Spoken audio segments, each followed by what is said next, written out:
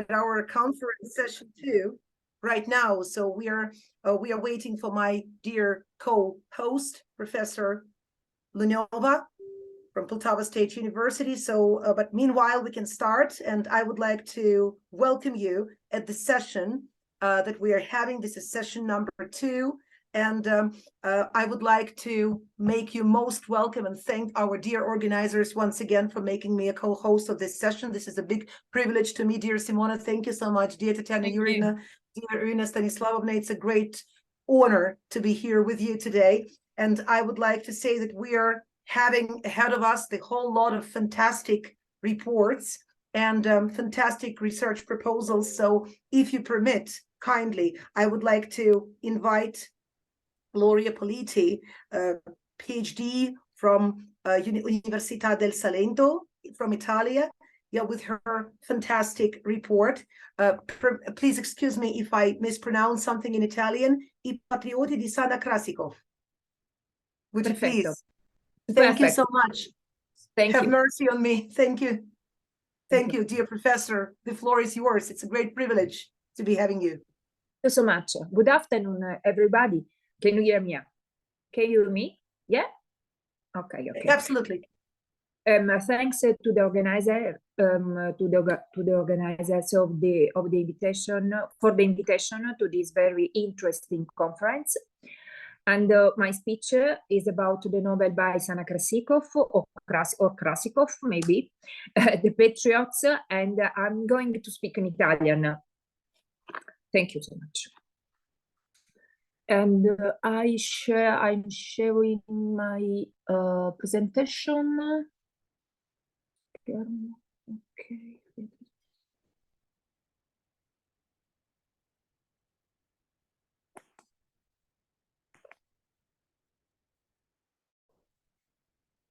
Okay. Can you watch it? Yes. All good. All good. Lo spazio è il mondo esterno nel quale l'individuo svolge concretamente la propria esistenza, ossia il luogo dove avviene l'erosione della nostra vita, ospita e articola in sé due grandi collettori di forze topologiche che non somigliano a nessuno dei luoghi in cui siamo soliti abitare o trattenerci con il corpo e con il pensiero. In altri termini, ciò che vogliamo qui intendere sono i veri e propri stati topologici d'eccezione, ovvero le utopie e le eterotopie. Considerare i testi letterari come luoghi di narrazione dello spazio e del tempo, adesso innestato, si rivela una pratica dai risvolti e dalle prospettive inaspettate, soprattutto in relazione ad opere della contemporaneità, come può esserlo il romanzo di esordio di Sana KRASIKOV, I Patrioti, dove la dimensione geografica risulta coinvolta in un continuo processo di compenetrazione con la realtà. In questo mio intervento propongo un'ipotesi di lettura delle rappresentazioni offerte dall'opera nei complessi intrecci tra dimensione spaziale, cognitiva e passionale, dove la spazialità del testo potrà essere intesa come elemento dinamico che nella comunicazione di un'idea identitaria e di un progetto di appartenenza ad un processo storico di portata mondiale finisce con il far coincidere ed implodere utopie ed eterotopie. Il romanzo è caratterizzato da una corposa architettura compositiva articolata in 786 pagine, esclusi i ringraziamenti che ne occupano 2, quindi 788 in totale, suddivise in 6 libri e 44 capitoli, e segue le vicende della triade indissolubile rappresentata da madre, figlio e nipote, facendoci viaggiare dal passato al presente, dall'America della Grande Depressione all'Unione Sovietica staliniana, dagli Stati Uniti di oggi alla Russia contemporanea. Nella ricomposizione degli eventi storici e dei loro effetti sulla vita dei personaggi ci avventuriamo in un complesso labirinto, reso ancora più impervio dai ripetuti processi analettici e prolettici, da cui però Sana KRASIKOV ci garantisce l'uscita. Invero sono proprio le oscillazioni spaziali e temporali che permettono al romanzo di restituire il peso specifico di ciò che non è stato smarrito ai margini della storia, ma accuratamente celato nelle viscere della Lubbianca, serbato nelle spire dell'NKVD e riemerso, sebbene non totalmente, in seguito all'apertura nel 1991 degli archivi segreti del corpo e sangue dello Stato sovietico.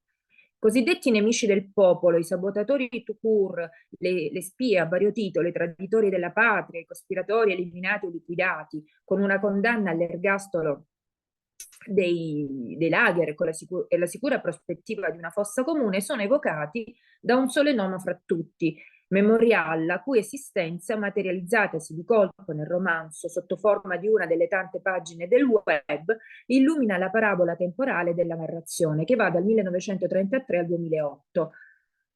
Cito: a prima vista doveva trattarsi di una società russa dedita alla riabilitazione delle vittime delle repressioni staliniane. Il sito pareva abbandonato, un gulag di link non più attivi, molti dei quali, come le vittime che il sito rappresentava, erano a loro volta in fase di ricostruzione. Fine della citazione. La perpetuazione della storia e il passato che continua a manifestarsi nel presente, il riemergere di brandelli di ricordi, anche quando si direbbe che questi siano stati archiviati in maniera definitiva, questo avviso rigurgitante di tutto ciò che giace nel profondo genera, mutuando un'immagine di Sebald, un senso di vertigine. Ma Sana KRASIKOV, lungi dall'essere disorientata da ciò, raccoglie ogni singola tessera del caotico mosaico storico per incastrarla con i frammenti delle storie del singolo. E in un racconto, svolto ora in terza persona, ora in prima, dove memoria e biografia costituiscono la cifra di una strepitosa combinazione di fiction e non fiction. Sana KRASIKOV, con il suo romanzo, propone un ritorno alla realtà, inteso come impegno a mettere in evidenza non solo il lato in luce della verità, ma anche la parte non rischiarabile, quella che per i greci era definita aletheia. Nei PATRIOTI, dunque, così come avviene in buona parte della produzione letteraria contemporanea, da una parte si rivela la necessità di antifinzione, indispensabile per opporsi alla smaterializzazione del mondo fisico che caratterizza il presente, ma dall'altra la realtà continua ad essere una categoria che non suscita alcun interesse nel narratore, se non nella misura in cui essa può essere oggetto di trasfigurazione. Per usare un concetto caro a Marcello Fois, prolifico autore italiano dei nostri tempi, cito: in letteratura la verità diventa credibile solo a patto che venga sottoposta ad una qualche forzatura. Paradossalmente, quanto più si descrive il vero, tanto più ci si allontana dalla verità. Quanto più il vero si elabora, tanto più si rischia di sfiorarlo, qualche volta di centrarlo in pieno. In fondo al romanzo, fine citazione, in fondo al romanzo, nei ringraziamenti, troviamo un chiarimento di quanto appena affermato e al tempo stesso la chiave di lettura dell'opera stessa. KRASIKOV, in perfetto sound americano, ringrazia parenti, amici e tra questi uno in particolare, Timothy Friedman, il cui nome si legge anche nell'esergo del romanzo. Cito: ci sono persone senza le quali questo libro non esisterebbe, le cui storie e le cui intuizioni sono state il terreno fertile nel quale i miei personaggi sono potuti sbocciare, i miei eroi nel senso stretto del termine. E infine, grazie allo spirito guida di Pauline Rose, una delle donne coraggiose che hanno fatto girare il mondo. Ma chi è Pauline Rose, di cui Florence Fane, la protagonista del romanzo, assume l'identità? In un'intervista rilasciata nel novembre del 17, l'autrice afferma di essere sulle tracce di una storia vera, di essere affascinata dalla vita di Pauline Friedman, la madre dell'amico Timothy, cioè di una, cito, delle prime studentesse emancipate del Brooklyn College, cresciuta in una della classe media ebraica a Flatbush. Nel 1933, dopo aver conseguito la laurea nel pieno della Grande Depressione, si imbarca su un piroscafo per la Russia e non fece ritorno per mezzo secolo. Ho sempre pensato che per fare una cosa così drammatica bisognava essere degli idealisti a cui era stato fatto il lavaggio del cervello, ma mi sbagliavo di grosso. Pauline arrivò insieme a migliaia di americani diretti in Russia in cerca di un lavoro significativo, mentre l'Unione Sovietica si stava industrializzando in un periodo di contrazione economica globale. Inizia così, fine citazione. Inizia così per KRASIKOV un lavoro di intensa indagine storica, di documentazione approfondita sul paese dei Soviet e sugli Stati Uniti, in particolare riguardo ad alcuni avvenimenti poco noti, con l'obiettivo di rappresentare contraddizioni laceranti che dal vasto orizzonte della storia mondiale si riverberano sul destino individuale. Ciò è evidente sin dal prologo. Siamo a Saratov, uno dei principali porti situati sul Volga, nel 1956, anno in cui l'Unione Sovietica dà inizio alle manovre militari per l'invasione dell'Ungheria e al tempo stesso avvia il processo di destabilizzazione con la denuncia da parte del nuovo segretario Nikita Khrushchev durante il 20° congresso del partito dei crimini di Stalin, morto 3 anni prima. E qui, proprio nel prologo, che sana KRASIKOV presenta alcuni dei principali protagonisti: la madre, Florence Fein, il figlio, poco più che dodicenne, Julian Brink, immortalati nel fotogramma di un incontro struggente che in piccoli gesti e in poche frasi pronunciate in una sincopata commistione di inglese e russo condensa e sublima il dramma di un'epoca che è il suo banco di prova nella recessione, nella seconda guerra mondiale, nella deportazione nei lager, nella tragedia sia del popolo ebraico, sia di una moltitudine di individui che, inebriati dal vagheggiato sogno dello Stato comunista, si gettò a capofitto nell'utopica avventura della sua realizzazione. Nella stazione ferroviaria di Saratov, nel 1956, assistiamo in maniera esemplificativa all'epilogo di un movimento migratorio da ovest verso est, iniziato nel 1934, quando a New York una giovanissima Florence, specializzando in matematica, sta per imbarcarsi sul possente transatlantico Bremen, di costruzione tedesca, determinata ad attraversare l'Oceano Atlantico, irresistibilmente attratta dall'alba radiosa di un nuovo mondo, oppure dall'illusione di un amore impossibile, o forse da entrambi.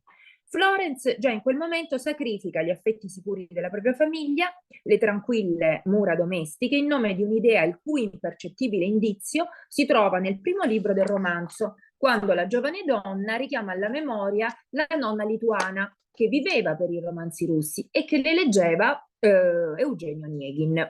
Florence recide perciò i legami con la realtà viziata americana, ma non con le proprie radici ebraiche, giacché nelle narrazioni si intravede una sorta di coincidenza tra l'idea di patria e quella di terra promessa, che finisce con l'esserlo paradossalmente proprio la Russia sovietica.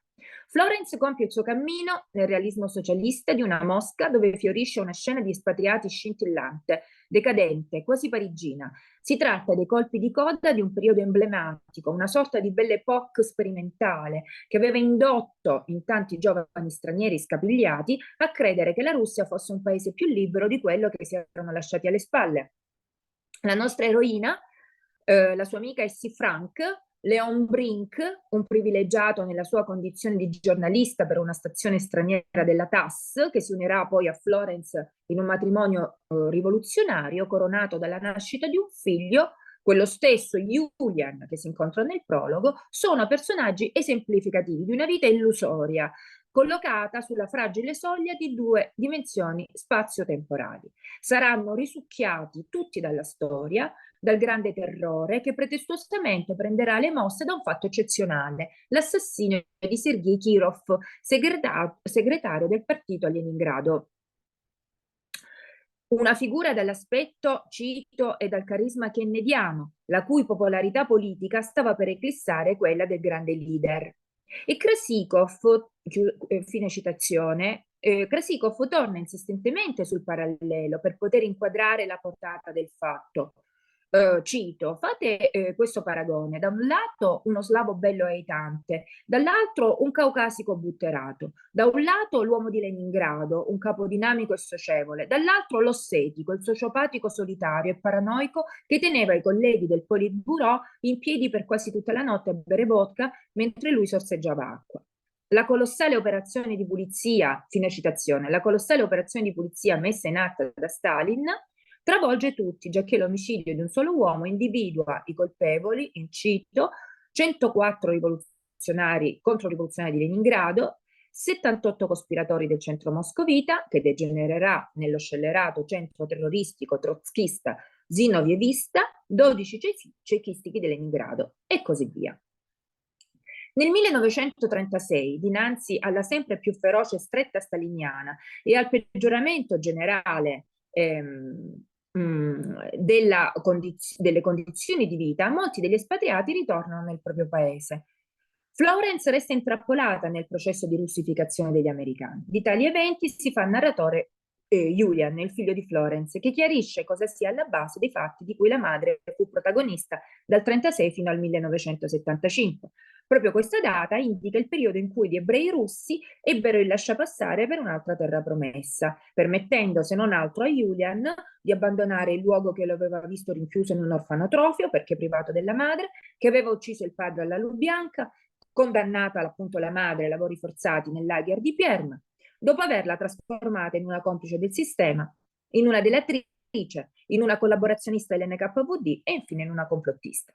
Julian, entrando in possesso nel 2008 del fascicolo su Florence Fein, custodito negli archivi della polizia segreta a Mosca, traccia la parabola degli avvenimenti storici in Unione Sovietica dal 1936 in poi, mettendoli in relazione con la vita reale dei singoli individui e intrecciandoli con i propri ricordi.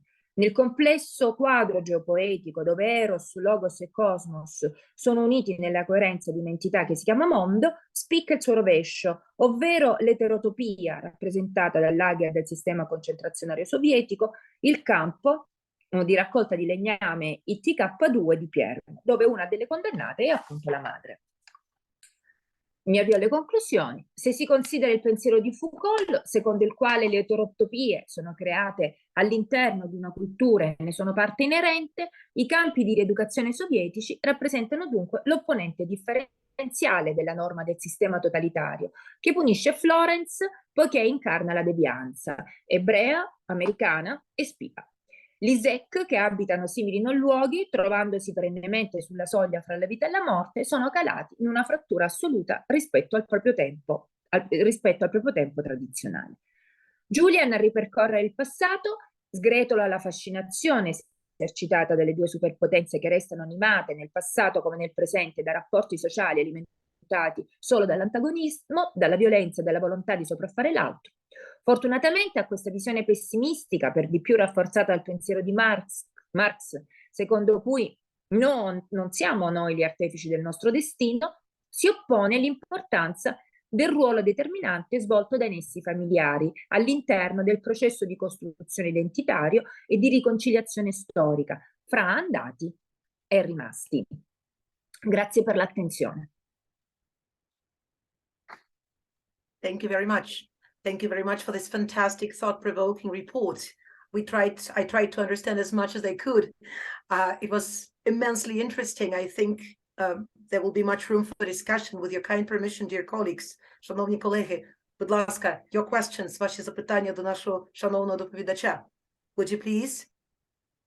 Thank you very much for the amazing and thought-provoking speech. Do we have some questions, dear colleagues, so you would like to preserve them for a little further and later discussion? Maybe I could ask a question in Italian, a short question, just not to Gloria, una cosa brevissima perché in italiano poi escludiamo un po' tutti. Non so se tu hai in mente che qui a Palermo da poco è stato nel Dipartimento di Slavistica ha preso servizio uno dei responsabili del Memoriale Italia, Andrea Gullotta, e mentre ti sentivo parlare di questo tuo studio, che suppongo sia... Lui sta facendo anche un progetto su Memoriale, ha in corso un progetto PRIN, credo che stia partecipando ad un PRIN. Esatto, mi è venuta questa idea durante il tuo intervento, perché se le cose tra di noi andranno in porto rispetto ai progetti di collaborazione, sarebbe molto carino, molto simpatico, forse realistico, immaginare una triangolazione Karasin, Palermo e Lecce intorno a questo tema. Se volevo appunto, la mia domanda è questa, capire se questo tipo di studi fa parte di un percorso all'interno del vostro dipartimento oppure è una cosa un po' isolata riguardante magari il tuo specifico lavoro scientifico. Se immagini che potremmo lavorare per un progetto comune in questo senso, perché è un tema molto interessante. Assolutamente si può lavorare. Peraltro l'autrice di questo libro è una persona giovane, no? Cioè proprio un'autrice contemporanea ed è molto attiva, per cui la stessa autrice potrebbe essere... Meraviglioso, meraviglioso. Ecco, allora È interessante, viene proprio, cioè irrompe Memorial nella Esatto, narrazione. esatto, e quindi ottimo, ottimo. Quindi da Grazie. questo momento abbiamo una nuova prospettiva. Perfetto, è sempre bello trovarne di nuove. Dear colleagues, thank you for your fruitful discussion. Thank you very much. I would like to step down in favor of our next speaker, Олена СІДЕНЬ. Yeah, with Олена СІДЕНЬ, let me introduce our speaker, please. Олена СІДЕНЬ, аспірантка кафедри романо-германської філології та перекладу з німецької мови Чорноморського національного університету імені Петра Могили. Yeah, with a report, on the following topic: Twitter communication of French politicians as a reaction to Russian full-scale invasion of Ukraine, based on the accounts of Valérie Pécresse, Éric Zemmour, and Marine Le Pen. Thank you so much. Please, it is our honor to welcome you. The floor is all yours. Thank you so much. Thank you. Thank you a Dear lot. Olena, Good dear Professor SIDENЬ. It's not professor. I'm The PhD professor to student. be. Oh, to be, okay, great, thank you. So good afternoon, dear colleagues. It's an honor to be here. My name is Олена СІДЕНЬ, and today it's an honor for me to be here to present my topic, to make a little impact in our future forthcoming victory. I hope so. So, as it was already mentioned, the topic of my research is Twitter communication of French politicians in reaction to Russian full-scale invasion of Ukraine, and it's based on the accounts of Valérie Pécresse, Éric Zemmour, and Marine Le Pen. So starting from February 24, 2022, overall attention is on Russian full-scale invasion of Ukraine. On that day, social networks not only of Ukraine, but also of Europe and the whole world were filled with information about the beginning of hostilities from eyewitnesses of events, representative of power and executive structures, Ukrainian and foreign politicians, etc. So political actors used already existing communication channels, which are personal accounts in social networks, in order to provide information, declare their attitude, point of view, sentiments, etc. to their target audience directly. Nowadays, online communication in the political space is in field of interest of modern linguistics. Researchers explore problems of modern political communication and investigate social media as an environment of political communication. Different social networks are examined, while one studies Facebook, Twitter, and YouTube in the context of political participation, others take a critical look on Facebook, Twitter, and YouTube as elements of political communication. It is also possible to note a significant interest in Twitter as an election tool. Twitter is also investigated as a political communication space. Also, relations between politicians and the public and political influence through Twitter are also inspected.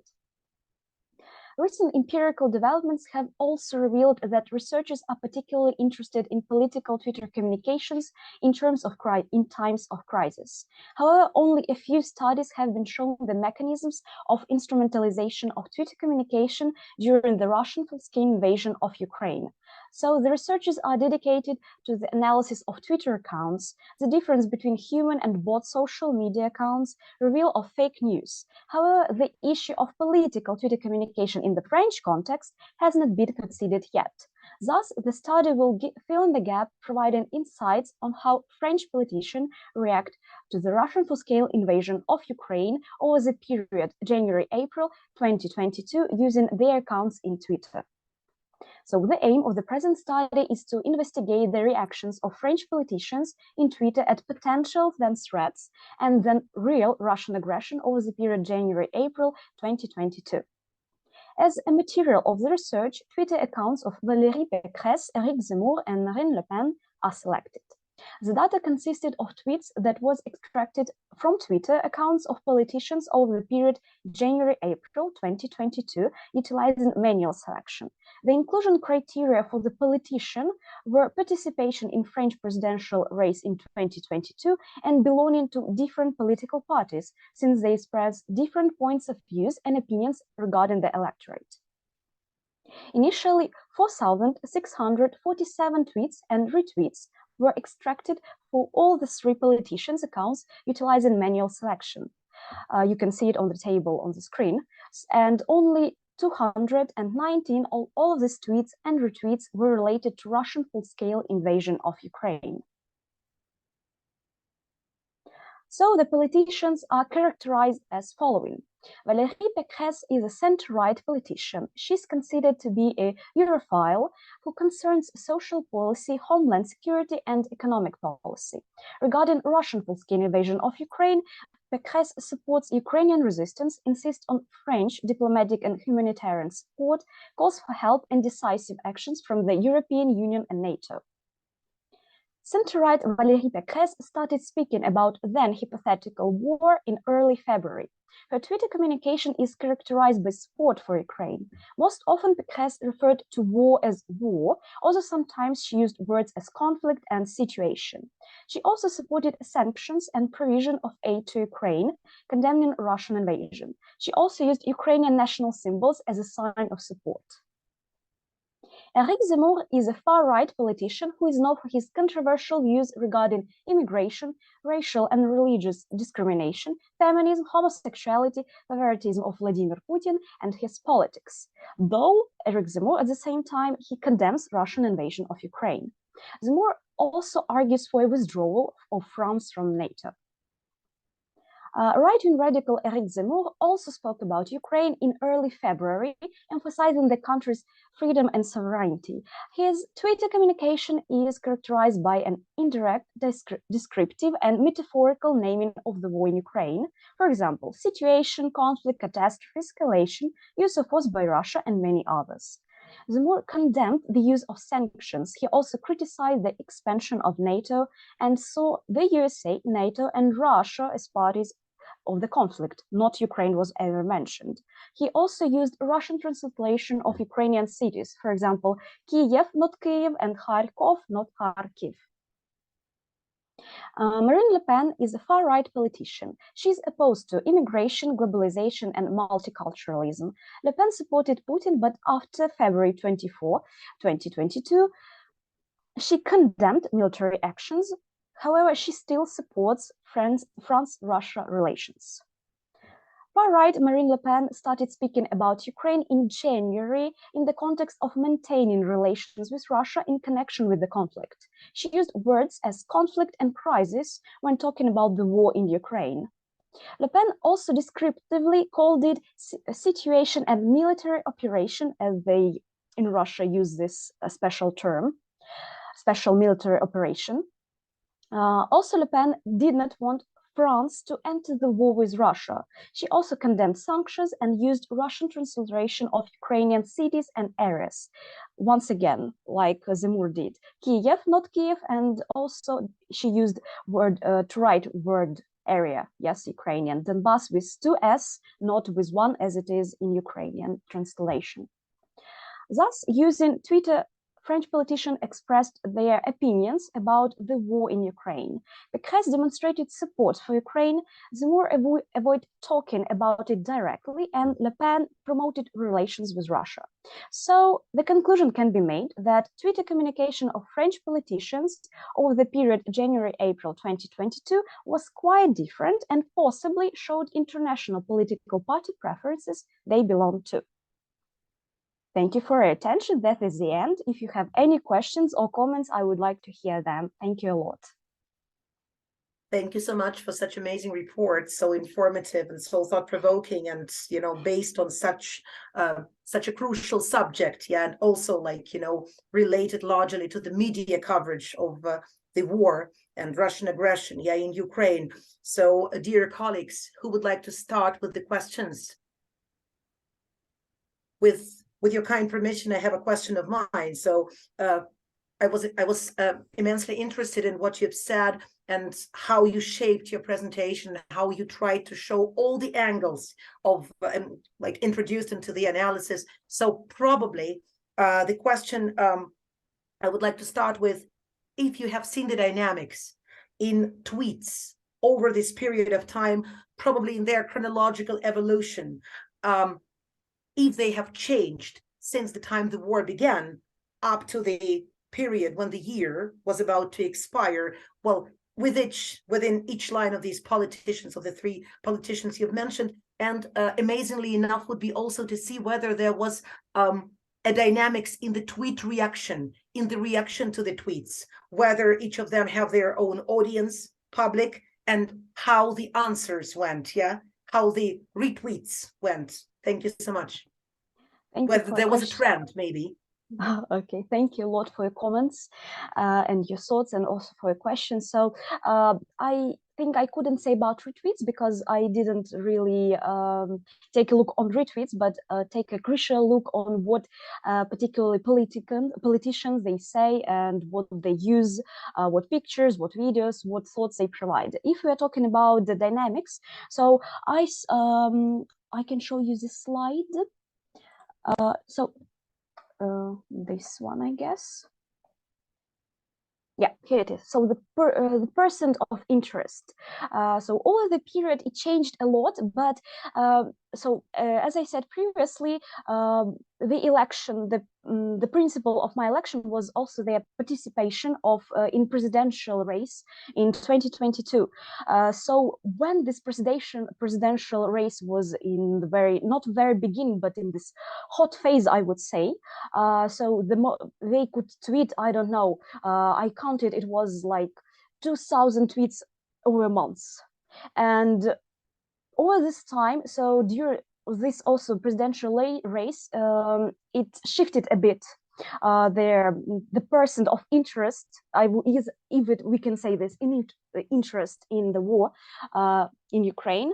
So it changed a lot, but also I saw that the dynamics changed also according to the events that happened. For example, when the Bucha, these tragic events in Bucha were discovered, the percent of interest also raised. And all these dynamics also concerned the tragic events that were revealed and that we showed to the world.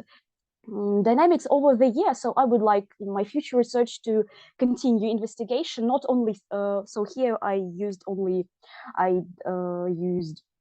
data over 4 months, yes, January, February, 5 months, and I would like to develop it because, and enlarge maybe to cover more politicians, because so the dynamics change, and also since they are representative of different political parties, they also represent different points of views also regarding their electorate. For example, if we are talking about Éric Zemmour and Marine Le Pen, they are all far right, but at the same time their points of view are quite different. At the same time, they are a little bit similar, but Marine Le Pen, she's more to Europe concentrated, while Éric Zemmour is very pro-Russian, and I would say pro-Putin mostly. He is a fan of him, I would say.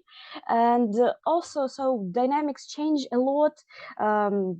And I guess that unfortunately over the year, so the percent of interest, it decreased. So here is my thoughts. I hope I answered your questions. Thank you. Absolutely, it was a very profound answer. Thank you so much. Dear colleagues, anybody else who would like to continue to contribute to the discussion, or we can move on with our plan? Well, I guess there might be more questions to come, and we would like, thank you very much for your profound report, and I would like to welcome the next speaker. So, and happily step down in favor of Irina Shilnikova, docente a contratto, Università del Salento, Lecce, Italia, with the topic, Gruppo di New York alla poesia ucraina della diaspora. Thank you so much. You're most welcome. Dear Professor Shilnikova, you're welcome. The floor is yours. Thank you so much. Can you confirm that you can see me and you can hear me? Absolutely, very well. I'm starting also my presentation. All good. Have I managed to do it? Absolutely, we can all see that and enjoy it. Thank you. Okay, thank you so much. So, thank you. I will talk about the New York group and the Ukrainian poetry of Emigrant. Emigrant Ukrainian literature is an ethnic and psycho-aesthetic phenomenon that combines in its symbols and images the irrational sphere of the ethnic, the knowledge of one's ethnicity, and the embodiment of mental and archetypal memory.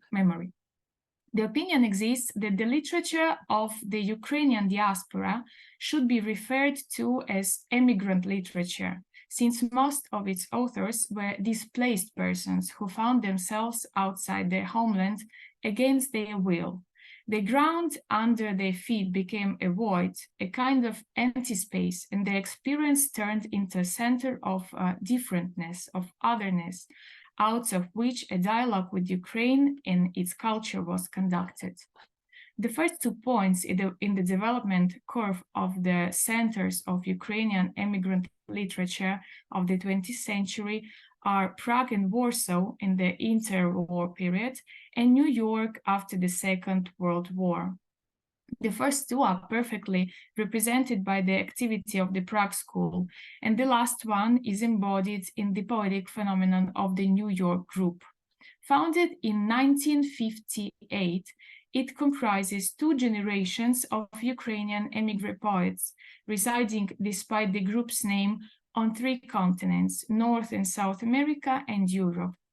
The New York City, however, has always constituted a seminal point of reference, and its name has signified an innovative approach to Ukrainian poetry. The New York group was an informal literary union of Ukrainian immigrant poets who found themselves in Western Europe after the end of the Second World War, and after the ending of the war, they left Europe for the United States, mainly for New York, where after 1955, they began to meet at various immigrant social and cultural events. Initially, young Ukrainian poets and artists met at a small Italian coffee shop, Orchidea, as in the Ukrainian Literary Club. They discussed literary issues, current affairs, and topics related to the functioning of the literary organization of young people, among other immigrant groups. The members of the New York group were shaped in 1958-59 and consisted of 7 poets: Віра Вовк, Богдан Бойчук, Женя Васильківська, Ема Андрієвська, Юрій Тарнавський, Богдан Рибчак та Патрісія Куна. Thus, the title Велика Сімка, the Great Seven, which often appeared in the literary circles of the migration. On the slide, we can see a painting created by Юрій Соловій in the 1970s, entitled Портрет Нью-Йоркської групи. Велика Сімка, in which he depicted the Great Seven himself and the group's logo. So the group's title was approved in December 1988 at a meeting of the members at a coffee shop in New York.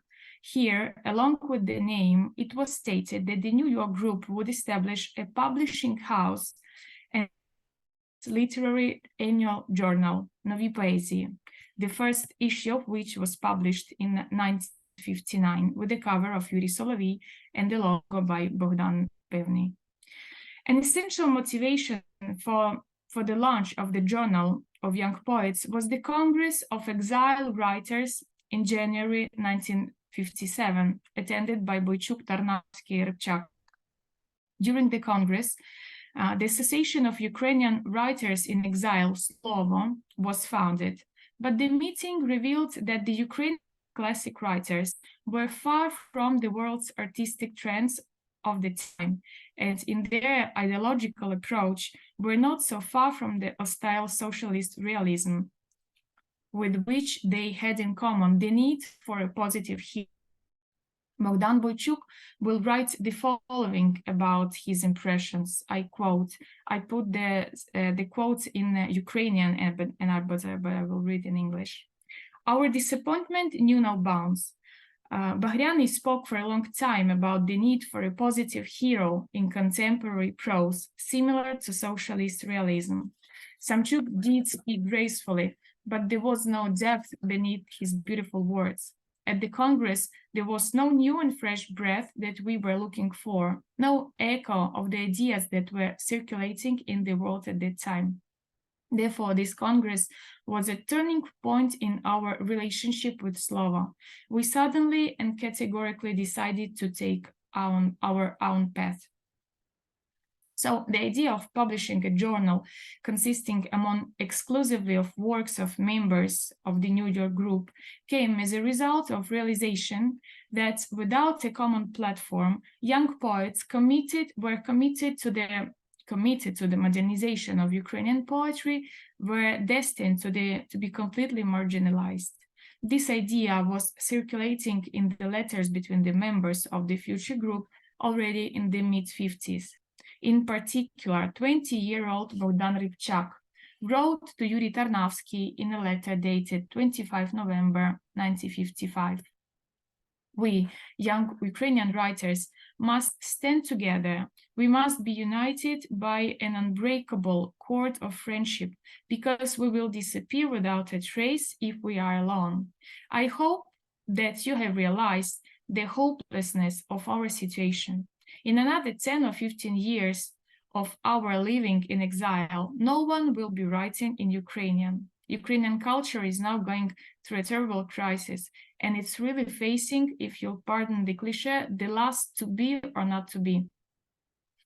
Лисько, Хвильовий, Kulish, and other wonderful people died for it, and we do not dare to ruin it. We need to be united in some kind of formal organization. Then we will have strength. Rybczak's letter points to the fact that the young poets felt responsible for Ukrainian literature. They were all aware that the Ukrainian literary process was not able to develop normally, and thus what was happening in exile was of particular importance. Therefore, they realized the need for common action quite early on. So in the preface that opened the first issue of the new poems, the authors presented a pessimistic vision of the Ukrainian literary situation in Ukraine and in the diaspora, due to the terrible idealization of writing on both sides of the ocean, and introduced their annual as the first in the Ukrainian literature history journal of poetry itself, based on purely artistic principles. The poets of the New York group represented a unique phenomenon in contemporary Ukrainian literature created on American land. Displacement undoubtedly may bring uncertainty, but it also opens up many new opportunities. Immigrants often look nostalgically back to the past and the country of their origin, but they can also embrace their new home and immerse themselves in the culture of their new land. The Ukrainian poets of the New York group clearly opted for the latter, quite possibly because they reached North America at a relatively early age, and that made it easier for them to adjust. The poets realized the need to bring Ukrainian poetry to a new level, reinterpreting the tradition of their native art and drawing on modern styles and forms. This poetry was nourished by two sources: the native Ukrainian poetry of 20s and 30s of the executed Renaissance, and the foreign modern Western European and American tradition. The researchers studying the New York group, and even its members themselves, have repeatedly said that aesthetically and ideologically, this group was quite heterogeneous, bringing together people who, in normal conditions of the artistic process, would hardly belong to the same literary community. In the conditions of immigrations, they were united by the desire to modernize Ukrainian poetry and literature in general. Yuri Tarnavsky reflected on this in an interview with members of the group conducted on the occasion of the group's 30th anniversary. I quote, "What united us was not so much what we had in common with each other as what we did not have in common with the world around us, namely with the older generation of Ukrainian writers. It was, first of all, the fact that we all matured in immigration, and our attitude toward Ukrainian was completely different from that of our elders. The second thing we had in common was an aversion to traditional forms. The group members were united by the aesthetic platform of free verse and unique creative style of poetry close to modernism and existentialism, by metamorphosis of form, fluidity of language, depth of content, freshness and at the same time archaic origins of the images. Their work was much wider than one trend and constantly evolved in different directions, combining motifs of magical realism or neo-mythology, and most importantly, it was marked by a vivid imagination and a sense of national archetypes. In addition to their work, to their own works, members of the group translated from various literatures the greatest achievements of the 20th century and popularized Ukrainian folklore and poetry. In conclusion, it's necessary to mention that the involvement of the group's writers in various literary movements and trends demonstrates their responsibility for the Ukrainian language and literature, which were under threat of denationalization in the 20th century due to the lack of Ukrainian statehood. The New York group at times, in a mythological way, expressed in their works the most original trends and phenomena characteristic of Ukrainian immigration literature in the second half of the 20th century. This included existentialism, surrealism, and even the elements of the absurd, which was a kind of inner choice and the voice of moral imperative. The New York group drew inspiration from their life in New York City, but also from nostalgia for their lost childhood, native home, and motherland. Individual destinies, tensions, and internal conflicts that resulted from the creative invective were overlaid by epochs of the past, of the present, and the future.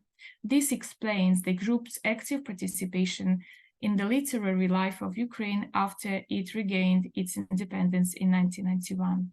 The work of the New York group remains deeply rooted in the authentic Ukrainian tradition, despite the reflexivity of the latest trends and movements in the world literature, especially those trends that could not develop in Ukraine in the 50s and 60s due to the severe censorship and the Soviet reality.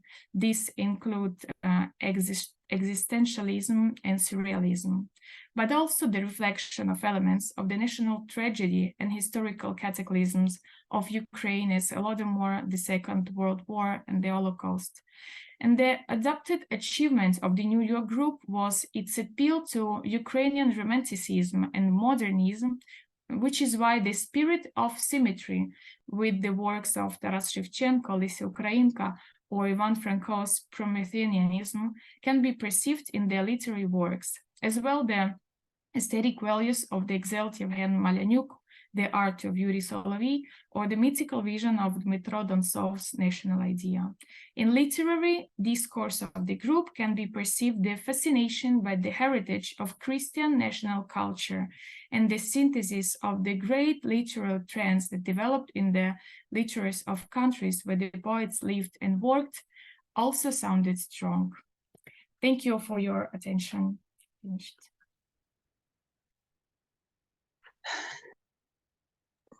Thank you so much for your most informative report.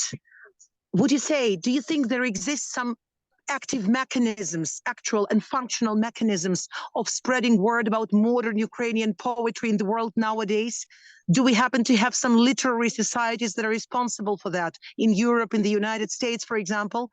Because we've had a series of lectures with American professors who came to speak about their subjects in our university recently, and many of them are not aware of our modern Ukrainian authors. Do you think there are some organizations that can contribute to that nowadays?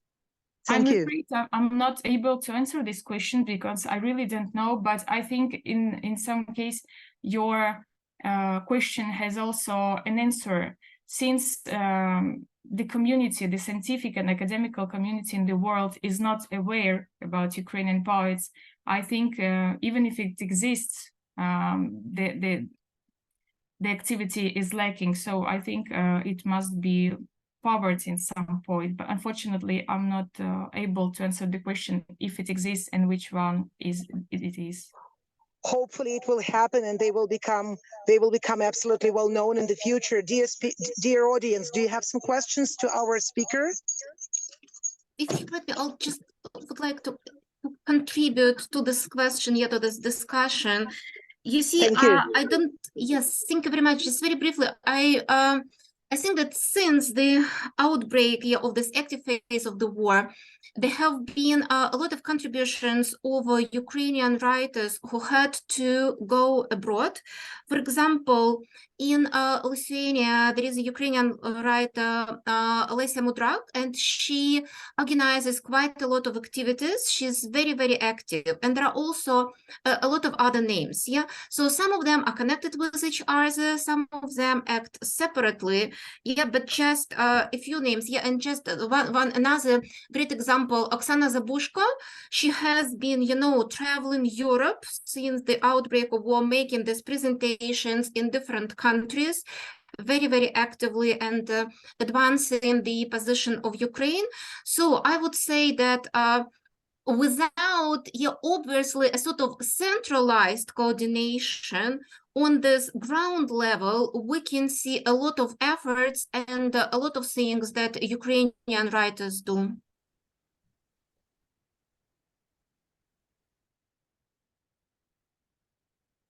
Thank you very much for your contribution. Thank you very much. We're going to move on with our program, and I'm very honored to give word to our next speaker.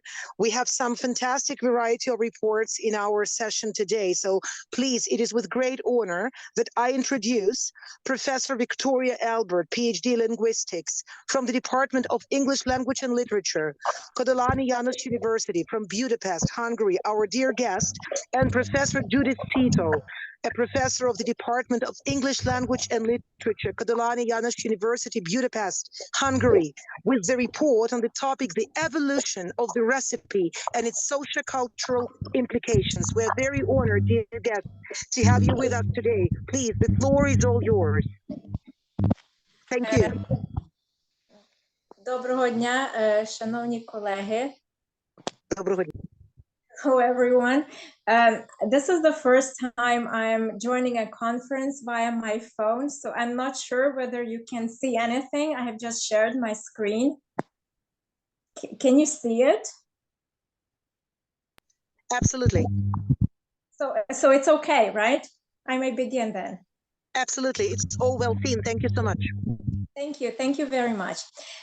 So I'm here also on behalf of my colleague, Judith Tito. She's not here, but we have prepared this presentation together.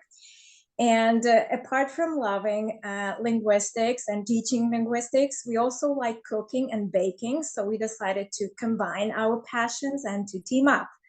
So today I'm going to talk to you about the evolution of the recipe and its socio-cultural implications. So this means that I will be focusing on some of its interesting linguistic and non-linguistic features. Okay, so as I see that you can see 3 slides, right?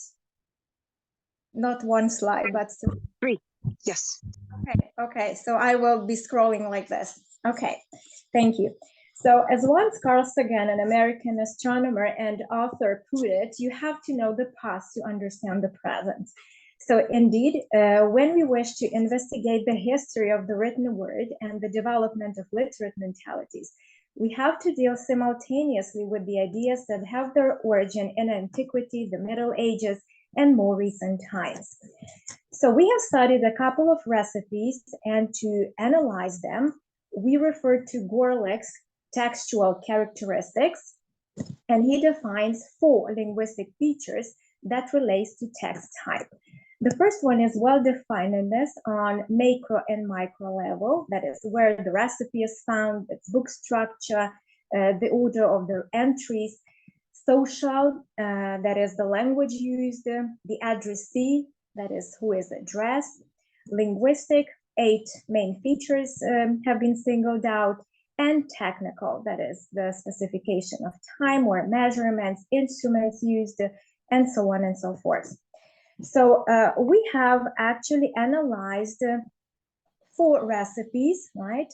The first one dates back to the 14th century. So in fact, it was written in 1390. So in the first slide, you can see, well, the original text. And in the second slide, I have actually copied it and highlighted some of its features that I'm going to talk about. So the first recipe for to make tarties in Apolis was found in the book Form of Curie, also known as Method of Cooking, compiled by Samuel Page, and it was written, as I have mentioned, in 1390. And it details 205 recipes. So according to the historians, this is one of the first records of modern apple pie recipe. The book was obviously published later, as printing was introduced roughly in 1476 by William Caxton. So I don't think that recipe books were the first, right, or among the first to be published after the printing was introduced. So I think it was published much later. And it is by far the most well-known medieval guide to cooking. What we have discovered that all these first recipes were written by male writers and were addressed or to male chefs. So they were designed for male chefs. And their function was to guide rather than teach. That is to remind about any ingredient or about the order of adding particular ingredients. So following Brer's, the cook's memory had to be refreshed, since this was like, we are talking about medieval times. So it was predominantly an oral society where knowledge was transmitted by memory, since like 99% of the population was illiterate, right? So however, Scully believes that the content of the recipe suggests that the most outstanding chefs were not willing to reveal their details of their craft. So on the other hand, the cookbooks could give detailed descriptions of very complicated and sophisticated dishes, which only a master cook with a group of qualified assistants could stand a chance of preparing, which may be a way of boasting about their competence, for instance. Okay, so if we take a look now at the recipe itself, at its structure, you'll see that the title says "For to make tarties in Napoli." So for to infinitive is used, a rather common way to use an infinitive to make tarties or for to make. So these two types of infinitive were interchangeable. And the title is expressed in the imperative mood, second person singular. As you take a look at the spelling, you will see that it is rather erratic and inconsistent, and it reflects the peculiarities of the specific dialect of that period. So printing was, as I have mentioned, as its early stages, and there was no codified spelling standard, which would later be fixed in dictionaries. So the first dictionary was written in 1755, so why would the spelling be fixed, right? So it was rather common to spell the words in multiple ways. For instance, the word such had 125 different spellings, or the word night had 60 different spellings. So it was okay, so that was normal back in those times. The other interesting feature is that in this recipe, the nouns, the important nouns are capitalized, right? And the recipe itself consists of one sentence only, right? The list of ingredients is missing, and the recipe is only one sentence long. And as to punctuation, we can see only full stops are used. The other striking thing about this recipe is that the conjunction "and" is used 7 times. That was a very fashionable way of joining sentences and sentence parts together at that time. Even in 1611, once David Crystal said that if you take away all the conjunctions and from the King James Bible, you would eliminate it by 3/4. So that was a very common and fashionable way of joining sentences together. However, now we try to replace the conjunction "and" with other synonyms. And we do not start sentences with "and" in informal style. The verbs, well, there are only 4 verbs, like to make, take, do, and bake. So no borrowing is observed, and it actually implies the simplicity of technique used, right, when preparing this recipe. The style of the recipe follows the informal oral tradition and is written in an informal, reader-friendly style, or rather listener-friendly style. Finally, what lacks? Measurements, of course, and no ingredients, no list of ingredients that I have mentioned earlier, and no time is indicated, no time of baking. It just says bake well, right? And for modern reader, it may be confusing, right? What this bake well actually means. So we believe that all these things missed from the recipe, or are missing from the recipe, because these recipes targeted experienced cooks, and it allowed probably some freedom for an individual to prepare the food in order to satisfy their palate. However, if we take a closer look at the recipe, you will see that a sequence of ingredients is provided. So it was very easy to follow the recipe because you had just to read it and to follow the instructions. So they were not probably very complicated for medieval cooks. There are other things that are not specified here, like for instance, spices. It just says take good spices, right? So whatever that means. And sugar is missing from the recipe because it was not available at that time. So recipes or all dishes or sweet dishes were sweetened by figs or raisins. There are other two things that I would like to mention as regards this recipe. Saffron here is highlighted as an ingredient. It was used to color the food, right? So it gave this bright yellow color to food. And coffin, it says, and do it in a coffin and do it forced to bake well. So again, for modern reader, we associate coffin with something where people are buried in. But coffin actually means a box or a basket, and they use this word to refer to the crust, right, which was several inches thick, and it could withstand many hours of cooking. So it was made of flour and water, and the contents, the apples, only were edible, right? So the aristocracy would eat only the contents, right? Where the beggars or servants or animals would eat the crust, okay? So moving on to the next recipe, it was written in 1375 and was found in the book, A Proper New Book of Cookery, that is 16th century. So if we take a look at this next recipe, we will see that it is much longer than the previous one. So we may assume that it does provide longer and more detailed instructions. So together with the length of the description and the nature of the recipe also evolved, which resulted in the change of the audience, we believe, right? So now I think the housewives are addressed rather than exclusively cooks. This recipe is longer, thus more informative, more detailed, and probably more accurate. The readers will not, again, gather all the information related to the ingredients unless they reach the end of the paragraph.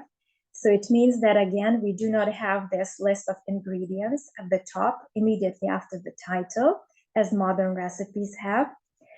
However, we have temporal sequence adverbs, which help us to establish the correct order, the right order, right, when we follow the recipe.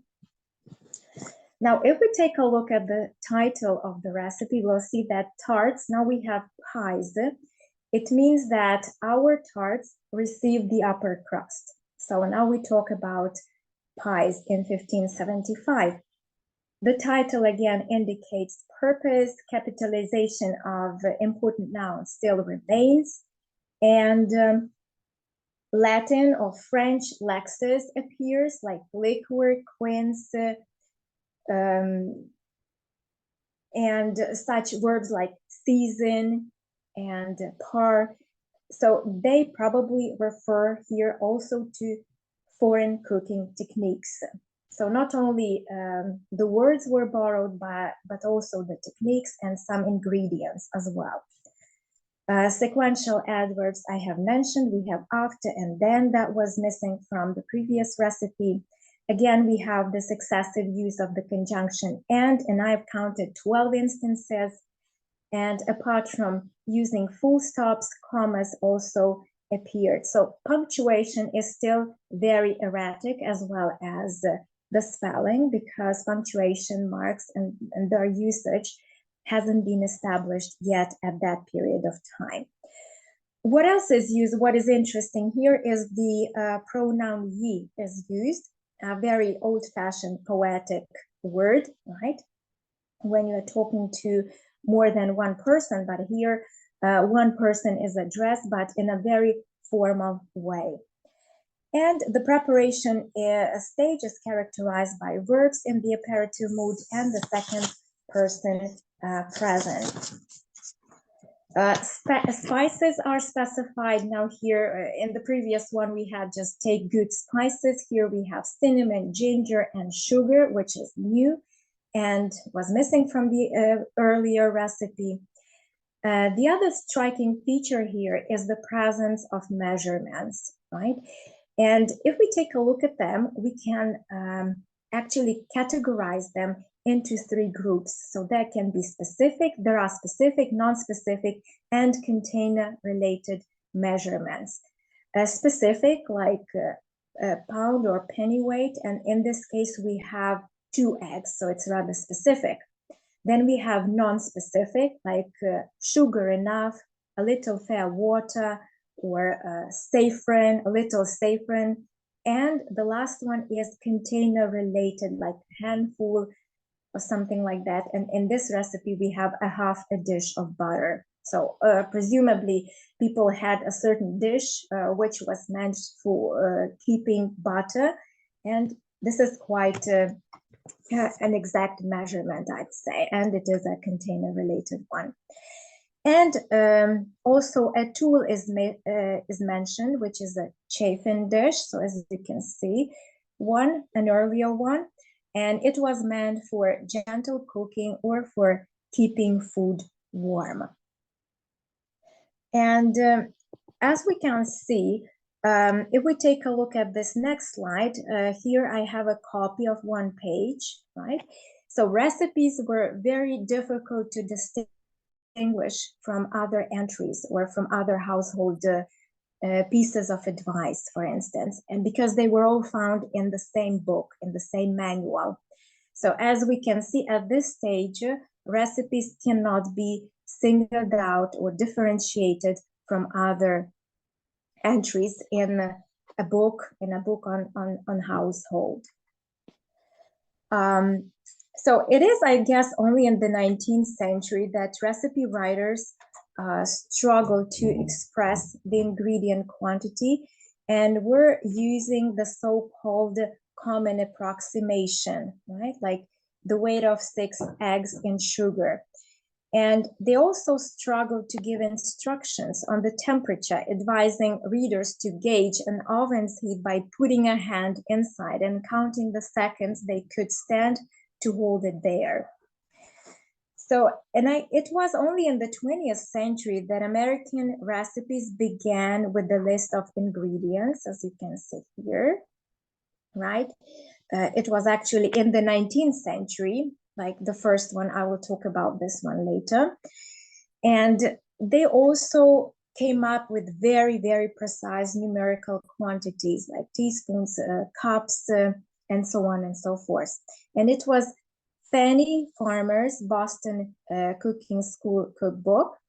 She was a very nitpicking lady, as we can see. Her measurements were very precise, and she was the first to tell us, right, how many apples and what kind of apples we need for this apple pie. So it says, take 4 or 5 sour apples, right?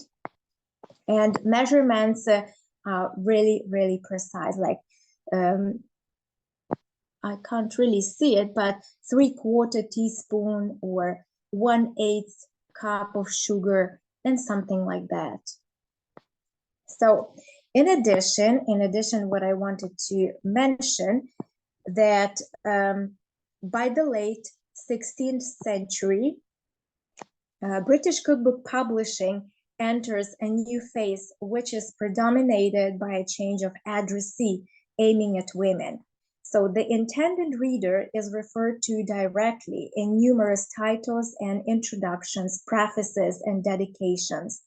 For example, The Good Housewife's Jewel, or Delights for Ladies, and so on and so forth. So by the mid of the 17th century, female authored cookbooks began to be published.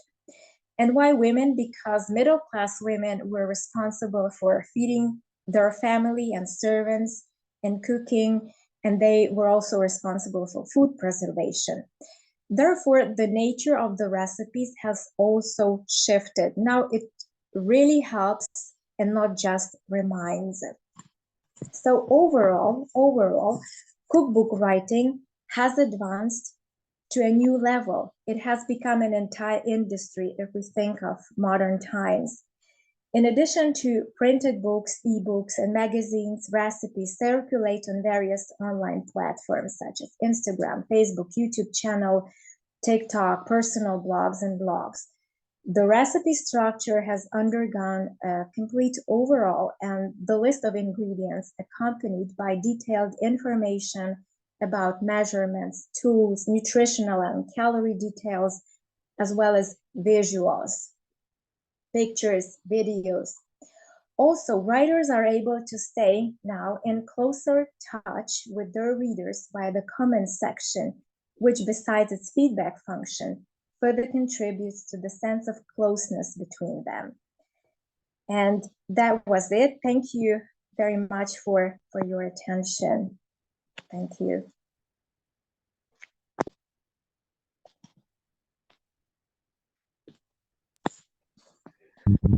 Thank you so much. Thank you so much for your fantastic report. If you permit, I have a little question of mine.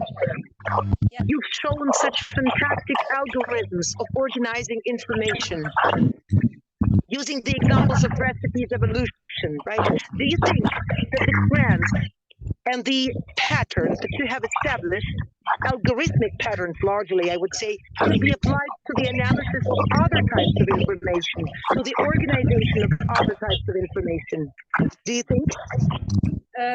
Actually, it wasn't my pattern that I have been using. It was Manfred Gorler who figured out how to analyze recipes, and I used his textual features and applied them to these recipes, and I looked at what is there, what is present, and what is missing. And we looked at recipes diachronically, but I applied his textual analysis. Thank you so much. It was most interesting, and we wish you most success with your further research. It was passionate and very inspiring. I received tremendous pleasure. Thank you so much. Thank you. Dear audience, do you have more questions, probably? Or are we moving on with our program to our dear reporter? Okay, thank you so much. Thank you so much, dear colleagues, for this amazing contribution. We're going on, and we've got amazing topics yet to come as well. So we're hoping to hear right now our next well-respected speaker. We are going to be talking about multiculturalism of female characters in Marvel Cinematic Universe. And I would really like to welcome and give the floor to dear Associate Professor from the Department of English Translation Theory and Practice from Zaporizhzhia National University, Ukraine, dear colleague Margarita Berezina. You're welcome. Please have the floor. We are very honored to have you with us today.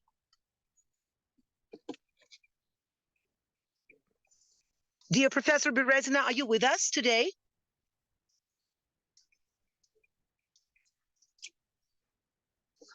Probably not. We are going to wait for a while, and while we are waiting, we are going to move on to the next speaker. Let me introduce, my dear friends and colleagues, our new topic, patriotism in a Hungarian poem and its translation into English, from Associate Professor from the English Department, Koblenz University, Budapest, Dr. Balint Tele. Here I am. You're most welcome. Please have the floor. Nice to be able to talk to you from Hungary. We are very privileged to have you. Thank you. Can you hear me quite well? We can now. Fine. Sometimes I have to adjust my microphone. Thank you very much. And I'm going to share my screen. I don't have a camera. I put in a picture of myself in my presentation so that you can see me. And I'm going to tell you about a poem which is very, very famous in Hungary. It's part of compulsory literature for Hungarian students, and probably the most intriguing feature of this poem is that it's very, very simple. When we speak about translating poetry, it always boils down to how we can try to transform all the ideas in a poem. And probably that's the most important part. And the secondary importance only falls on form, like rhymes, rhythm, and so on and so on. This poem, now this is me. Okay, you can imagine the way I look from this picture. Can you see it? We do. We do. Thank you. So that's the man who is talking to you. And this poem is titled Nem tudhatom, which means I cannot know.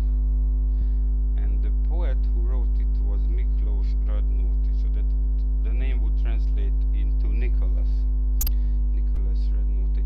He was a Hungarian Jewish poet who suffered a lot in or during the Second World War, and eventually he died in 1944. The German Nazis killed him, and the poem he wrote was the expression of how he loved his country and how he still did not deny it, even though he was excluded from Hungarian society at the time. I'm going to show you the structure of the poem first and then highlight some details how it can be translated into English. There are about 3 or 4 English translations, but I only chose the best one, which is not just true to the poem in content but also in form. So it's rhymed, which is quite extraordinary in English.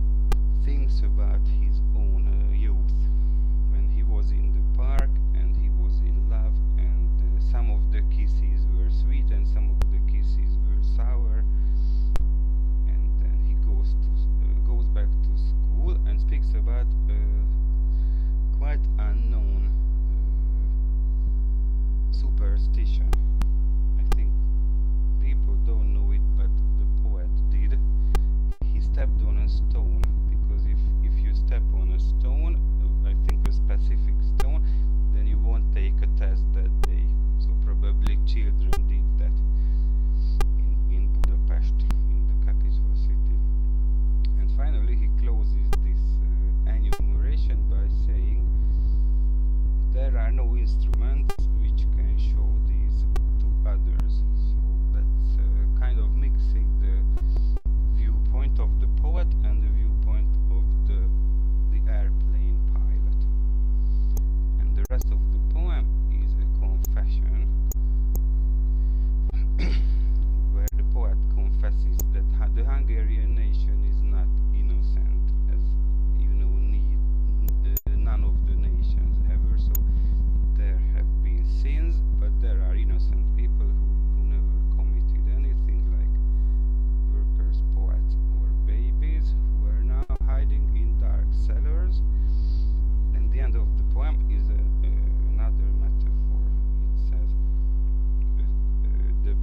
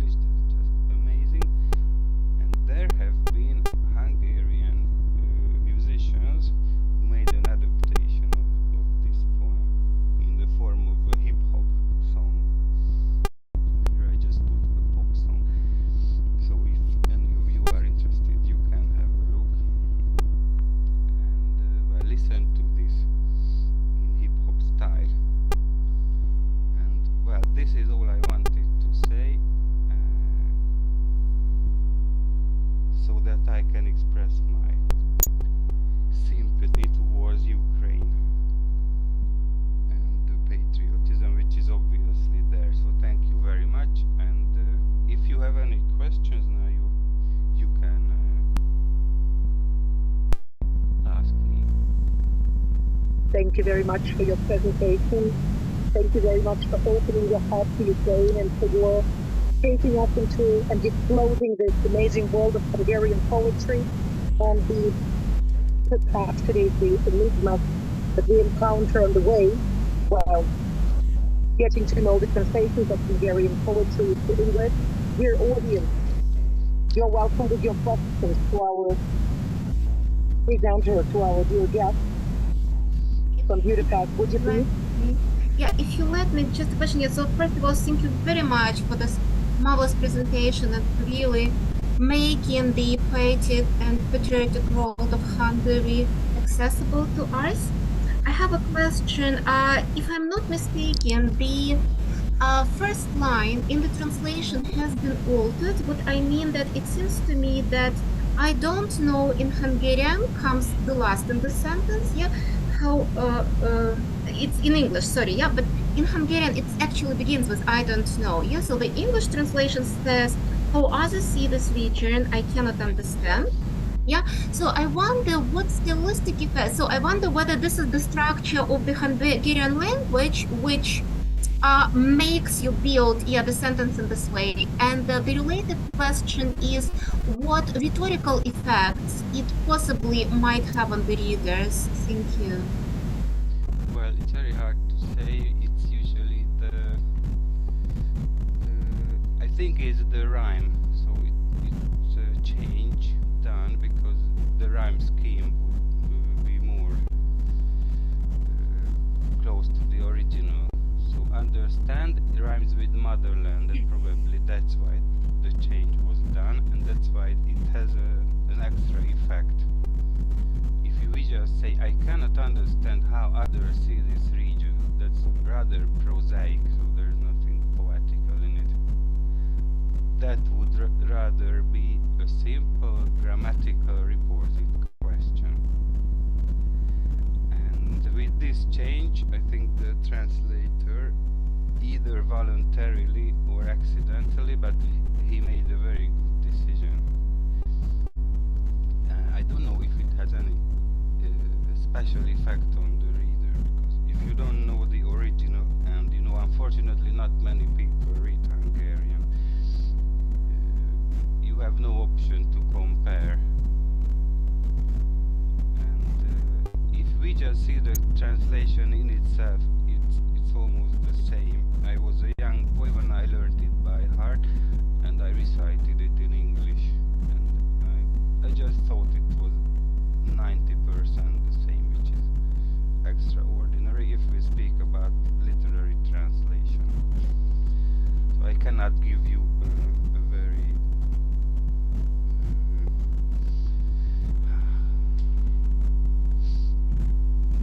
real answer to your question. So it's just one of my theories.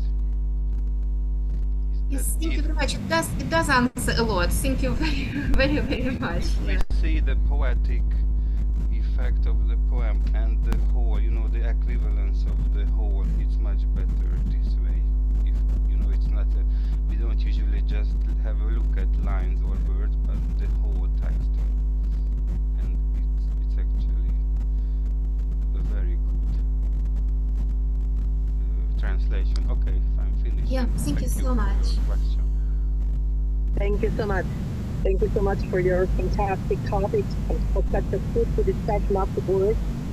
I would like to welcome our next speaker, Людмила Федоряка, кандидат філологічних наук, доцент кафедри перекладу і слов'янської філології Криворізького державного педагогічного університету.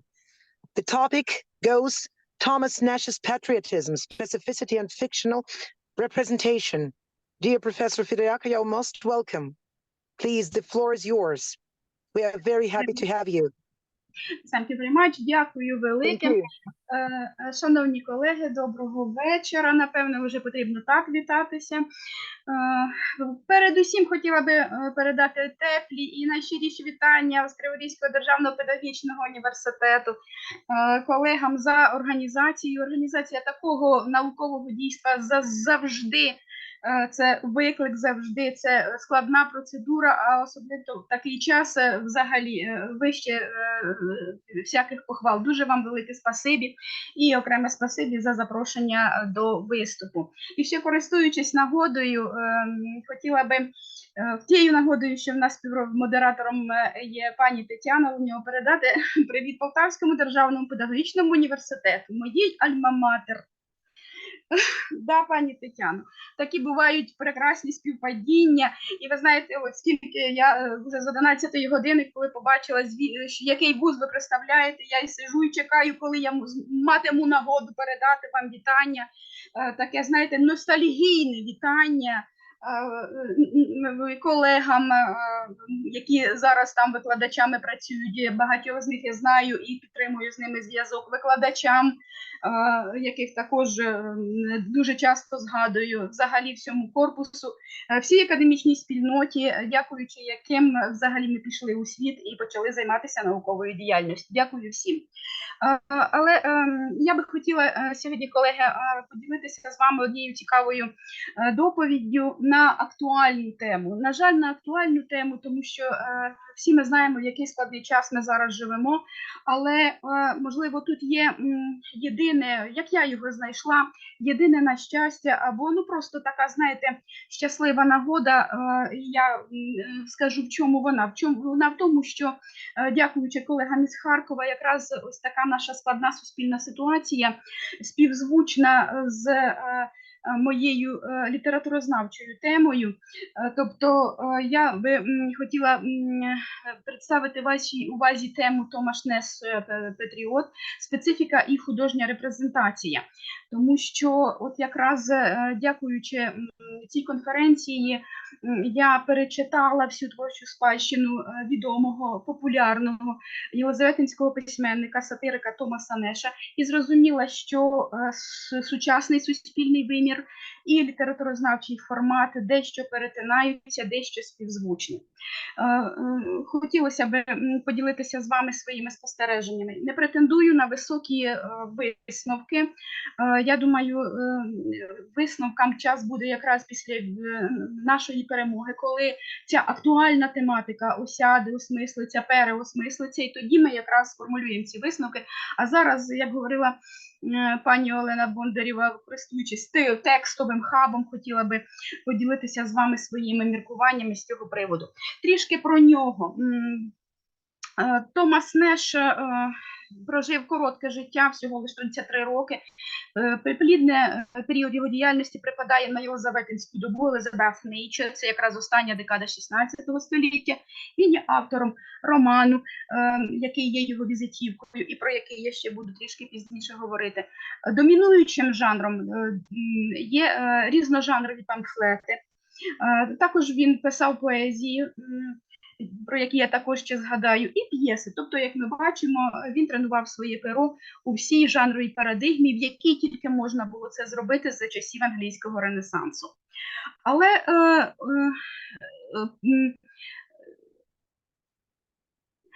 я би хотіла зупинитися якраз на темі, яка актуалізує патріотизм крізь призму сатири. Коли я прочитала список секцій, які планує відкрити університет імені Каразіна, я зразу почала моделювати одну з тем на творчість Томаса Неша. Зразу її так собі записала і дивлюся, патріотизм і сатира. Томас Неш визначний сатирик, без перебільшення. Але патріотизм і сатира, наскільки корелюються ці поняття у його творчості? Чи взагалі вони корелюються? Як вони співіснують? Які механізми їхнього перехрестя, якщо вони взагалі є? Я зразу відходила від сатири. Це ж сатира.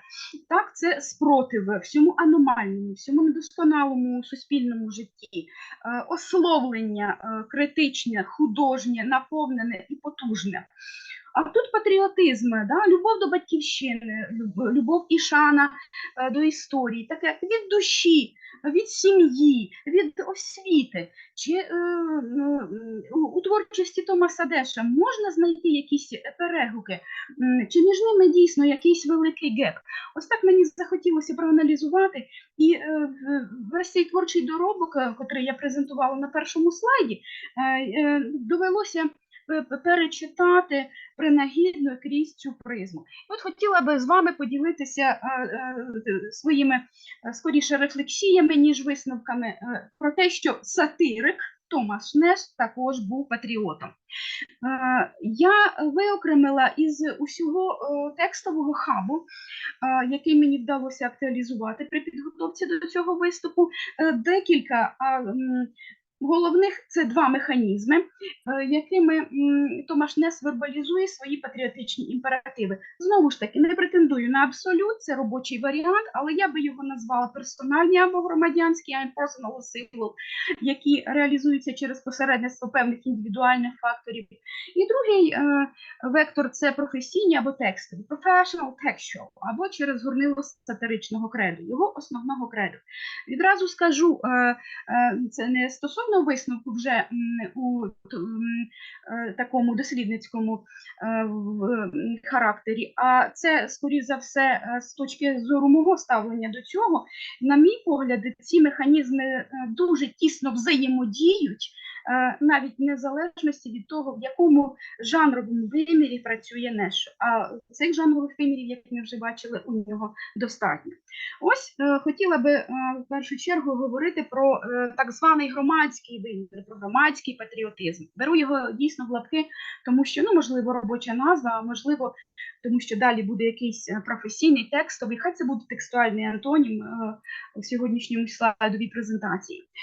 Ось тут ми, можливо, трішки поговоримо про авторську персоналію. Його громадянський патріотизм, в першу чергу, у поважному ставленні до Сент-Джонс коледжу, це його альма-матер, це там, де він здобув ступінь бакалавра. І за різних негативних причин не зміг завершити там магістратуру. Це така колиска знань, як він її називав, яка дала йому дорогу в життя. Ось така, як для мене, Полтавський педагогічний університет. Тобто все від нього. І де б не був Неш, як би він не працював в складних умовах, а це справді були складні умови, в яку б немилість він не потрапляв від влади, постійна тематика – це освіта, статус освіченої людини в суспільстві і панегіричні відгуки на адресу Сент-Джонс коледж в Кембриджі. І в анатомії абсурду, в Нешевій пісні їжі. Це все твори Томаса Неша різних періодів творчості, тому ми можемо говорити про це як навіть такий художній лейтмотив. Далі, також він у достеменному інтересі до історії своєї країни. Тоді, в останню декаду Єлизаветинської доби, це 90-ті нульові, Королеви Єлизавети, розвивалася подорожня література. Вона була стимульована тим, що розвивалася взагалі мандри, мореплавство і так далі. Все воно від літератури факту переходило в літературу фікшн. І це взяв на озброєння Томас Неш, який написав головний твір свого життя «Невдалий мандрівник» «The Unfortunate Traveler», про який я трішки пізніше також скажу. А зараз скажу про те, що незважаючи на те, що його період, в якому він жив і в якому він також багато присвятив фрагментів у своїх памфлетах, от у романі він звертається до історії країни, тобто це часи Генріха VIII, і все, що стосувалося історії Англії, історії Європи, також було ним переосмислено. І дуже цікаві він висновки робить в тому плані, що ми маємо брати це за урок і не маємо критикувати історію і якісь, скажімо так, не дуже приємні вчинки королів і королев європейських країн.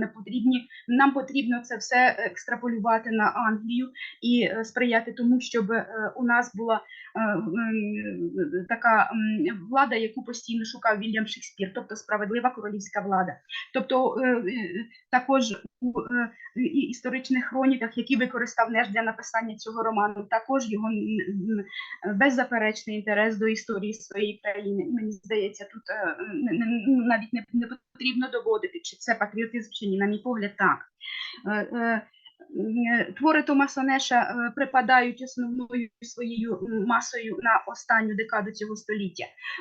Це 90-ті роки. А ось у 1588 році відбулася велика перемога англійської армії над, здавалося б, непереможною великою армадою іспанською.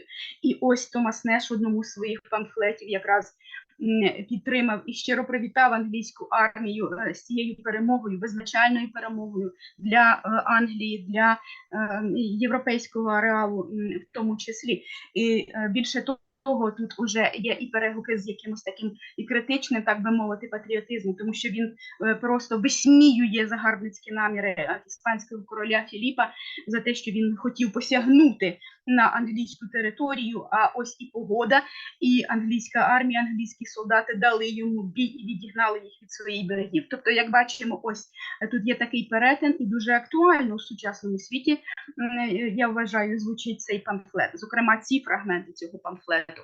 Ну і останнє з цього приводу, в такому тезисному втіленні, це професійна активність під час епідемії чуми 592-94 років, яке потужно ним продемонстроване у п'єсі «Останнє бажання і заповідь літа». Нагадаю, що якраз в цей період трирічний у Лондоні і в Англії загалом, але в Лондоні Неш тоді жив і працював, і це було в великих містах найбільш відчутно. Вирувала страшна чума, і люди мали рятуватися від неї, дехто зміг, саме Неш врятувався.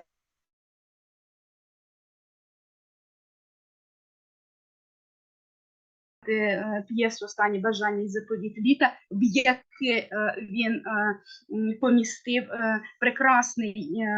прекрасну поезію, присвячену чумі. Це дуже яскраві 4 строфи, які називають діамантами англійської поезії взагалі, які перекладені українською мовою, перекладені російською мовою. Тобто навіть ті вірші зазвичай вартують більше, ніж сама п'єса «Заповідь літа», в яку вони поміщені. Називається «Ad Your Love». Тобто, мені здається, ось якраз в цих творах і можна помітити, що Неш в першу чергу це людина, громадянин, в якого дуже відчутно проступають якраз патріотичні інтенції. Ось хотіла би дещо зачитати до того, що не сказала. Один із памфлетів його 93-го року датований, «Плач Христа над Єрусалимом», «Christ tears over Jerusalem», закінчується молитвою за Лондон, і порівнюючи Лондон із Єрусалимом, і застерігаючи Лондон від тієї ж участі, тієї ж долі, яка колись постигла Єрусалим, Томас Неш водночас просить Всевишнього захистити Лондон від всього поганого і зберегти країну, і зберегти високу мораль у цьому місті. Oh, hear the voice of our Holland, withdraw their hand from us, will draw near unto thee, come, Lord Jesus, come, for as thou art the Jesus, here thou art pitiful. So if we beg of God for anything, let us beg for mercy, for justice he owes us. Mercy, mercy, grant us. Heavenly Father, for thy mercy. Ну, тут, мені здається, також нема чого коментувати, тому що все зрозуміло. І, до речі, оцей рефрен дуже часто ним буде повторюватися і у подальших памфлетах, і, до речі, в тій поезії, про яку я щойно говорила. Також трішки скажу про патріотизм, який також відчутно проступає у його романі «The Unfortunate Traveler». Коли Томас Неш закінчив Кембридж, якось було це обірвано, тому що хотілося в магістратуру. В магістратуру він не потрапив з різних причин. Ну і тоді треба було якось вирішувати, чим займатися в майбутньому житті. До Лондона він ще не доїхав. А так як тоді вважалося, що кожна поважна себе персона, освічена уже, тим більше він входив до складу відомих так званих university wits, має подорожувати Європою і обов'язково відвідати Італію. Так ось дослідники дійсно інколи сперечаються з цього приводу, але коли брати роман «Невдалий мандрівник», то навіть текстово можна зрозуміти, що все-таки не здійснив цю подорож. І вустами свого героя Джека Вілтона, який є пажем короля Генріха VIII, він розповідає про всі європейські події, як майбутній Чарльз Гарольд. І доходить висновку, що так як і в Англії, скрізь в Європі є соціальна несправедливість і дуже багато різних негараздів, моральних вад, про які він і розповідає, власне, читачеві. І ось уже на сам кінець, думаючи, чи продовжувати цю подорож, чи ні, він зустрічає одного італійця, який йому говорить: повертайся додому, тому що тут ти щастя не знайдеш. Він говорить йому: believe me, no air, no bread, no fire, no water, that a man any good out of his own country. Get thee home, my young lad, lay thy bones peacefully in the sepulchre of thy fathers. Rack salt and overlooking thy grounds, be at hand to close the eyes of thy kindred. Ось таким чином такий поважний італієць спонукає головного героя поїхати на свою батьківщину, і там він навіть одружився, і його подорож залишилася лише на папері. Але все-таки він повертається в Англію. Так, як і Томас Неш після цього вояжу повернувся в Англію. Як би там йому погано не було, з якими б він негараздами не зустрічався, він завжди повертався в Лондон, він завжди повертався до своєї країни. І як би йому не було, крізь призму сатири говорив про свою повагу до батьківщини і до найкращих її умів, і до всього того, що складає ось такий поважний корпус в різних сферах англійської дійсності часів Єлизавети. І ось тепер хотілося б трішки про професійний патріотизм. Він продемонстрований шляхом критичного ословлення моральних вад і суспільних недосконалостей. Вся памфлетна творчість Томаса Неша – це саме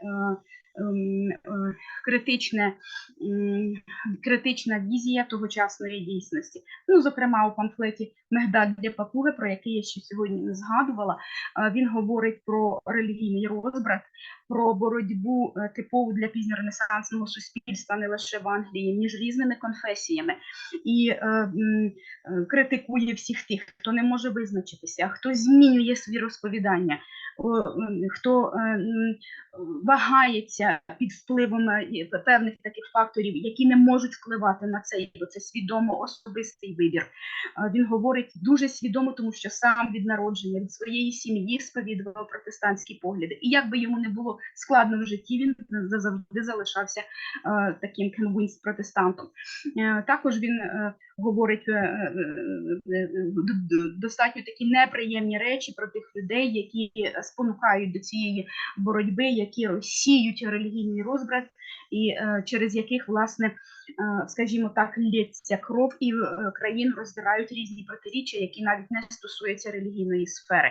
Тут чи не в перший свій раз він говорить про своє негативне ставлення до пуританства і про те, яким чином потрібно боротися з пуританізмом в інших, крім релігійної сфери життя, зокрема в театральній сфері. І ось тут вже добігає кінця моя розповіді. Тут я хотіла продемонструвати один момент із «Пірса безгрошового», «Пірс Пеннілес», один із найяскравіших його викривальних творів. Фрагмент великий, але я виділила, власне, той момент, який може говорити про те, що це дійсно такий релігійний патріотизм. Він говорить про те, що в нас дуже багато релігій, дуже багато сект, і тому, звичайно, неможливо визначитися і потрібно щось робити. Такий імпліцитний заклик до корони, до Єлизавети, що потрібно якимось чином це врегулювати, збалансувати. І ось confusion of religion in every quarter, there was a thought at the beginning of the Tower of Babel, but we divide Christ's garment amongst us in so many pieces. А якщо ми ще долучимо сюди назви оцих 6 сект, то ми зрозуміємо, що це говорить людина, яка не з такою емоційною налаштованістю, яка говорила раніше. Тобто це не біль, це не хвилювання, це злість, це гнів, який вербалізується ось таким шляхом. І він, крім того, що я не виділила, якщо вчитатися, то ось там якраз іде ця критика відверта, вже не імпліцитна, в якій він переконливо демонструє свою протестантську позицію і закликає уже експліцитно до того, аби ця ситуація в країні була врегульована. І, до речі, декілька слів про анабаптистів. Ще раз хотіла би згадати нашу конференцію дворічної давнини, і там я трішки також говорила про анабаптистів. Мені також принагідно це приємно згадати. Так ось якраз мається на увазі релігійна ситуація у Німеччині, тому що якраз у Німеччині все починалося, так би мовити, із віросповідання, із нової віри, а потім це було повстання. Повстання перейшло у війну, пролилася кров. Тобто ось тут вже такий, ну хто в такому контексті релігійному і хто в мегаконтексті нешевих творів, заклик до того, що потрібно припинити, бо буде з повстання війна. Тобто релігія – це не насилля і це не терор, так як відбулося в Німеччині. Тобто ось такий навіть заклик у цьому фрагменті з апеляцією до того, що відбулося ще в одній європейській країні.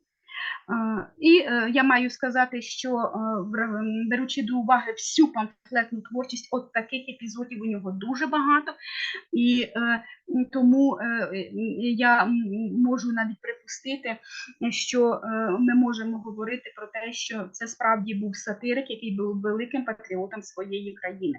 Тобто його патріотична позиція, до речі, людина, яка жодного разу у творах не сказала слово патріотизм, людина, яка ніколи не сказала про себе сатирик, це за нього зробили і сучасники, і майбутні дослідники.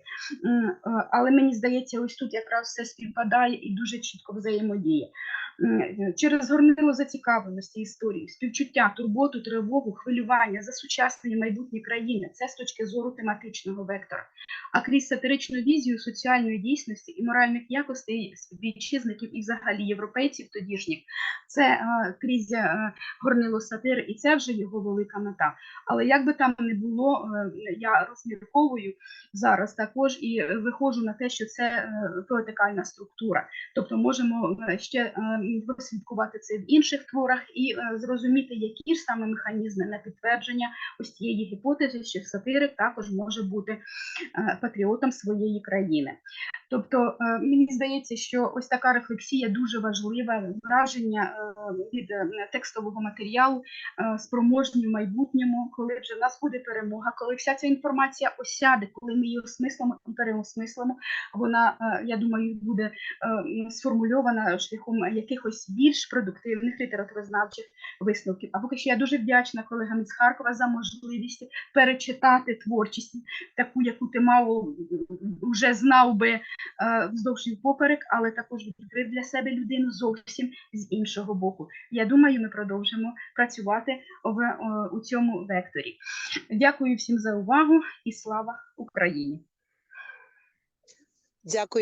Дякую вам за вашу емоційну доповідь. Дякуємо за ваш фантастичний виступ. Шановні колеги, якщо ви дозволите, я буквально одну ремарочку собі дозволю з приводу неймовірної останньої відповіді, і ми будемо переходити до підбиття підсумків, повертатися до головного залу. What I would like to say in English that Nash's rhyming stanzas interrogate our daily experience, of fear, of uncertainty, the moments when we listen to ourselves, sometimes the moments of insecurity, uncertainty of the future, and this is what we largely experience today. Це те, що ми відчуваємо сьогодні, ці емоційні неймовірні тексти. Дякую вам за ваш неймовірний доробок, за ці фантастичні вірші.